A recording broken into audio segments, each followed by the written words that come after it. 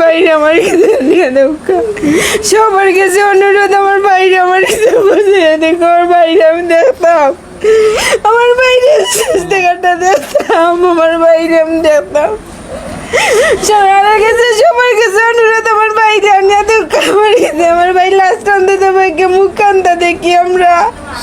Social মিডিয়ার মাধ্যমে, ফেসবুকের মাধ্যমে দেখলাম যে আমার ইউনিয়নের ৬ নং ওয়ার্ড শুকনা গ্রামের আমার ভাই লাল মিয়া চাচার ছেলে সৌদি প্রবাসী, তার মৃত্যুর সংবাদ শুনলাম এবং বিষয়টি জানলাম যে সে সৌদি আরব আজ দাম্মাম ছিল, সে গত ২ বছর আগে সেখানে অবস্থান করছিল এবং সে অত্যন্ত ভালো একটা ছেলে ছিল, পাঁচ ওয়াক্ত নামাজও পড়তো এবং সে তার আচার আচরণ অত্যন্ত নমনীয় এবং ভদ্র একটা ছেলে ছিল।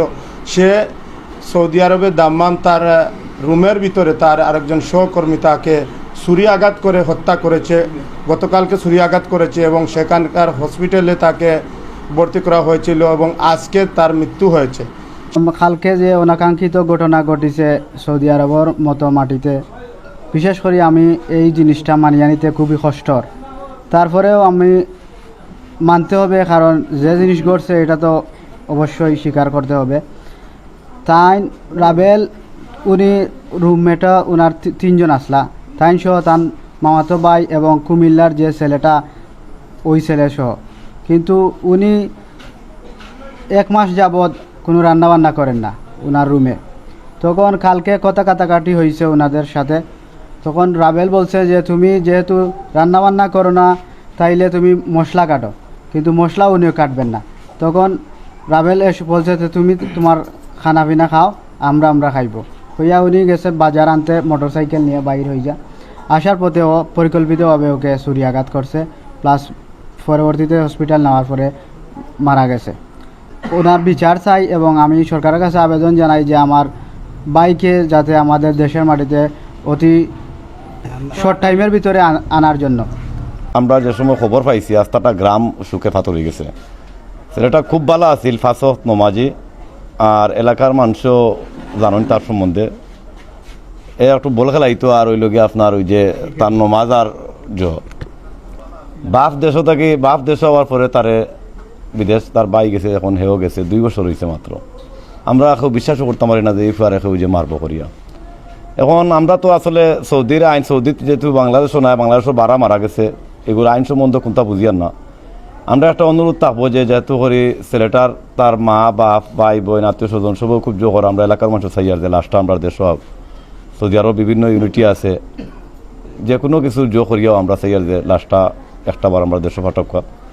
আর আইন সম্বন্ধে কোনটা বুঝিয়া না, ওদিন বাংলাদেশও ওদিন কোনো কিছু আমরা করা লাগে, আমরা এটা এখন যেহেতু এই মাত্র খবর পাইছি, বেশি সময় না, আমরা অগলিয়া জো কর্ম যাতে তার সাজাটা হয়।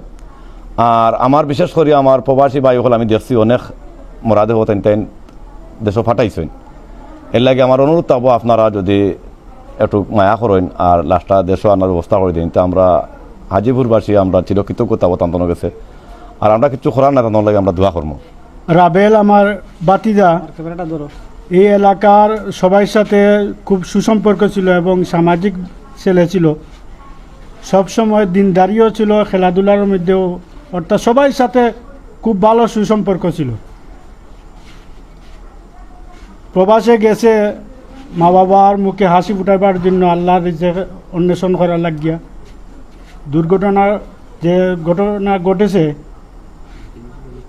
এই যে এটা সৌদি আরবের আইন নিশ্চয় উচিত বিচার হবে, এটা আমরা আশা করি সৌদি সরকারের কাছে এবং সেই দেশের অ্যাম্বাসেডারের কাছে আমরা অনুরোধ, আপনারা যেন এই আইনটার সাথে সহযোগিতা থাকেন এবং সেই এলাকার কমিউনিটি ব্যক্তিরা যারা আছেন, তার পিতামাতার আত্মীয় স্বজনের সবাই অনুরোধ, এলাকাবাসীর সবাই অনুরোধ, আপনারা সহযোগিতা করে এটা আইনের আওতায় আনবেন এবং এই ছেলেটাকে যেন দেশে ফিরাইয়া আপনারা সুষ্ঠুভাবে দেশে ফিরাইতে পারেন, এটা আপনাদের কাছে সমস্ত কমিউনিটি ব্যক্তিদের সাথে আমাদের অনুরোধ রইল। যে বাতিজা মারা গেছে, এটা অত্যন্ত আমাদের গ্রামের খুবই শান্তশিষ্ট একটা ছেলে।